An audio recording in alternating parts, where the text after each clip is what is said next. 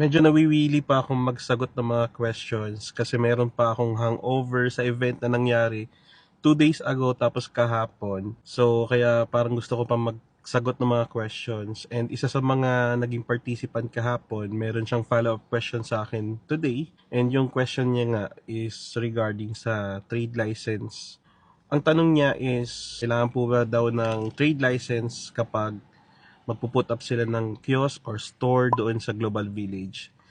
So, based dito sa na-research ko guys, sa tropa nating si Google, so, sabi dyan sa website na yan, kung nababasa nyo, not necessarily na meron kang trade license.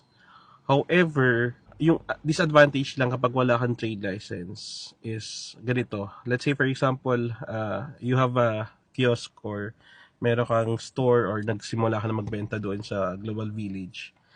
Tapos wala kang trade license and you start getting sales.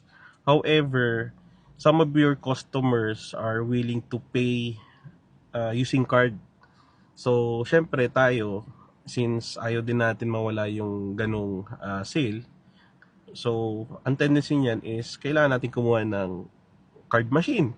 So, yung card machine na yan, guys, before ka makakuha ng card machine, you need to secure first a trade license. So, kung wala kang trade license, hindi ka makakuha ng card machine. So, again, if you want to sell doon sa sa Global Village, not necessarily na meron kang trade license. But, however, yung nabasa ko sa website nila, yung last na update was 2021. So, hindi ko din alam kung nagbago na yung rules because some rules are meant to change. So, much better na tawagan natin sila, tanungin yung mga requirements para mas clear pa rin kung kailangan pa ng trade license or hindi.